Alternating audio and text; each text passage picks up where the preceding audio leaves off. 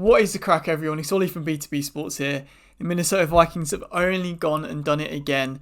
They beat the Jets at Tottenham Stadium 23-17. The unbeaten streak continues, 5-0 into the bye. Never in my wildest dreams will I have expected this season to go the way it's going so far. The job isn't done yet though, plenty of work to do.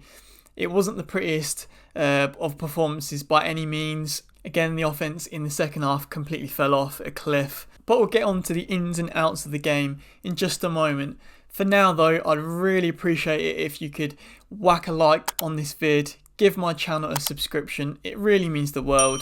I'm having so much fun producing Minnesota Vikings content, so stay tuned.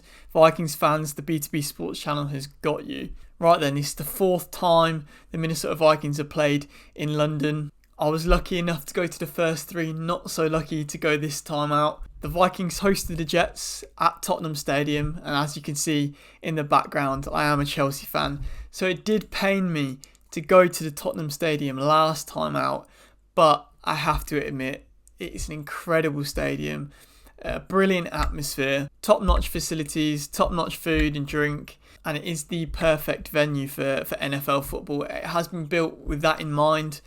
The grass football turf separates and the NFL turf is underneath. A little bit of a debate going on right now about NFL turf and how is it better to play in grass, especially when the conditions got a little bit slippery and a bit wet on Sunday. But nevertheless, an incredible stadium, an incredible place to host NFL football. And what I would say about the NFL UK games, they always go big. It's always an incredible atmosphere, jerseys everywhere. It's not just the teams that are playing. Everyone reps their colours. Yeah, it's a real just celebration of American football. For anyone that's been to the games at the Tottenham Stadium, the walk from Seven Sisters all the way down to the stadium is just an incredible walk. It's long. It's about 20 minutes, half an hour. But yeah, the food stalls, the fans, the atmosphere, yeah, it really gets it going. It really gets you in the mood. Enough of the stadium talk. This is probably the last time that the Vikings will face Aaron Rodgers. Aaron Rodgers is pushing 40 years old now, in the second of his 2-year deal with the Jets. Not really looking like the Aaron Rodgers of old, and in particular this year, he definitely hasn't got the O-line help. He was hit multiple times in the game, and he's been hit multiple times each game this season. And for someone of his age coming back from an Achilles injury, that's not it, Chief. That ain't it. Obviously, the Vikings being in the same division as the Green Bay Packers, Aaron Rodgers has caused us many problems over the years, and we have to tip our hats off in respect. The Vikings, as they've done time and time again this season, got off to a quick start. On the first Vikings possession, they drove well down the field and secured the field goal. The defence looked incredible once again when the Jets had possession. They couldn't get anything going on the running game, and Aaron Rodgers was seeing ghosts, to be honest. The Vikings' second possession didn't quite go to plan. Sam Darnold went down again for the second time in a matter of weeks. A big thumping tackle into his chest. Looked like he was down, winded, maybe cracked a rib. But up steps Nick Mullins' lovely 24-yard pass when the Jets defence least expected it. No matter what happened with Nick Mullins last year, I always have a little soft spot for him. He loves a pass, maybe not always the most accurate QB at times, but he will always get you some decent yardage, some decent chunk plays in the air. Sam Darnold came back into the game pretty quickly. Not the best first play for him. He tries to dump it off to Ty Chandler, bounces off his shoulder, fumble recovery by the Jets. Not ideal. However, in a matter of minutes, Andrew Van Ginkel comes up clutch yet again.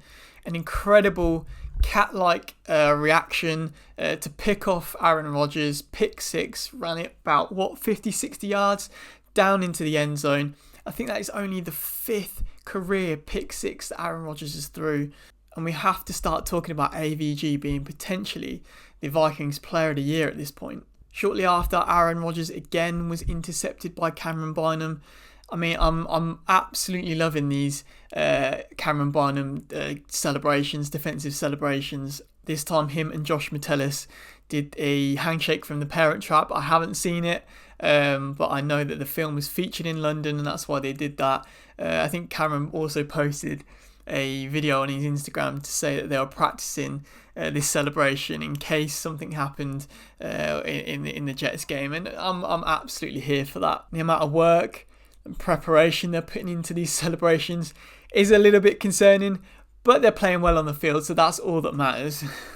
Rodgers completely looked shocked on the sideline, stunned, didn't know what to do, couldn't get anything going in the run game, couldn't get anything going in the pass game. The smoke and mirrors of this Brian Flores defense is causing quarterbacks serious problems. I know Aaron Rodgers is 40 years old, but he's one of the smartest QBs in the game. He can read defenses like nobody's problem and always picks up the blitz. But in this first half, he just didn't have a clue what was going on. The Vikings offense started to falter late into the second quarter. Aaron Jones picked up an injury. Was it hip? Was it his leg? But he couldn't continue. He was deemed questionable to return. Ty Chandler really struggled during this game to create a hole, to get anything going. CJ Ham picked up the second touchdown for Minnesota. I love me some CJ Ham. Always clinical in that red zone area. Just an absolute unit. And when you need someone to just thump it into the end zone, he is your guy. And just like last week against the Packers, they allow the opposition just to grab a touchdown just at the end of the first half. 17-7 at halftime. The third quarter got ugly. Again, Vikings couldn't get anything going on offense. We seemed to completely lose the ability to just move the chains. For some reason, we were just looking downfield too much. I felt like we were trying to force the big play. I don't know whether that came from Kevin O'Connell or whether the Jets secondary, and credit to the Jets secondary, they are one of the best in the game, whether they just were locking down the receivers, but it just seemed like Sam was trying to force it a little bit too much to Justin Jefferson. He missed Addison a couple of times. Speedy Jalen Naylor was completely a non-factor at all in this game. I know he had the muff punt last time out, but still, come on. He's a vital piece of this offense and has been for the first 4 weeks of the season. Also to note, this game was quite personal for Kevin O'Connell and Sam Darnold.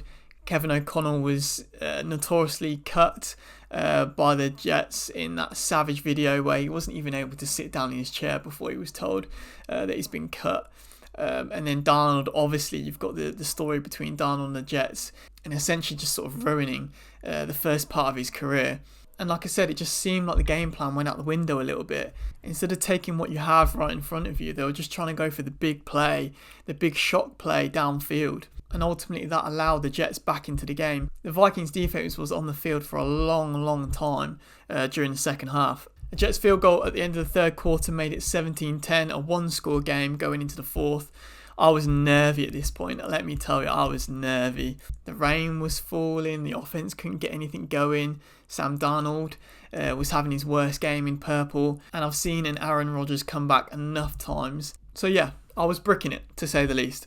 There was no touchdowns in the fourth quarter of the Vikings, but I have to give it to Sam Darnold and I have to give it to the Vikings offense. Again, it wasn't their best day, but when the team needed them, they drove down the field and got two valuable field goals. Again, I can't believe I'm saying this, but at this point in time, Will Right Guard is the best kicker in the NFL.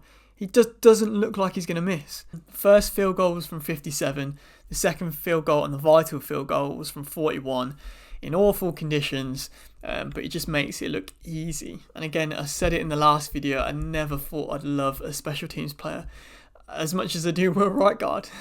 The Jets had the chance to win it at the end of the game. It was edge of your seat stuff. But Stephon Gilmore picks off Aaron Rodgers for the third time. Interception and game over. The defense really bailed us out today. They were absolutely phenomenal. The Gilly interception, the AVG pick six, the constant pressure on Aaron Rodgers, they really stepped up, and this really is the top defense in the NFL. I think there was a meme floating about on Twitter somewhere of the 5 images of the 5 quarterbacks that we've played and how stressed they've looked in the opening first 5 games of the season. Of course, we'd always like the offense to be scoring.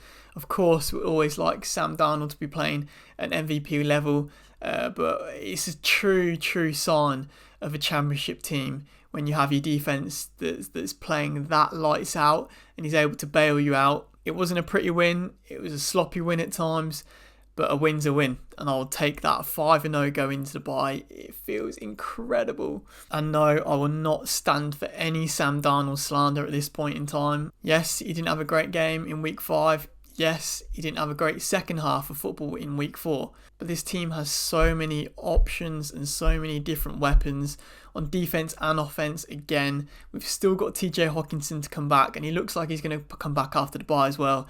And also we've got Dalton Reisner on the offensive line. And if this defence keeps playing lights out ball, we're always in the game no matter what happens on offence. Also, shout out to Harrison Smith. He got yet another sack on Aaron Rodgers in his career.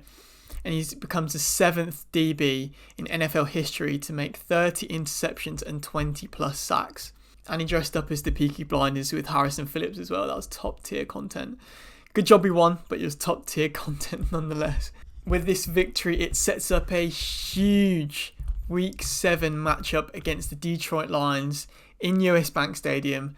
Obviously, the Vikings have got time to heal up after the bye. We'll hope that Aaron Jones is good to go. We'll hope that TJ Hockenson is good to go. We hope that Sam Darnold heals up. He's had a couple of bangs and bruises over the past couple of weeks, but it's the big one. This could be for the division right here and now. Everyone tipped the Detroit Lions to walk it this year. Let's prove them all wrong, man. Let's prove them all wrong. I want revenge for that TJ Hockenson horror tackle last year. A breakout game on return would be incredible, but I just want revenge, man. Just beat them, beat the Lions, go 6-0, and then the schedule starts to ease up a little bit as well. And I think we'll end it on the most Viking stat of all time. The only team to go 5-0 and not to reach the playoffs is the Vikings. They went 8-8. I think it was back in 2016. No repeats of that this year, and I'm fully confident it will not happen. The Vikings are going all the way. Let's have it. But yes, Vikings fans, let us know your thoughts on the game. The Vikings beat the Jets 23-17. And what are your thoughts and opinions on that Detroit Lions game after the bye? As always, thank you very much for watching and listening. I really appreciate it. SKOL Vikes, and peace out.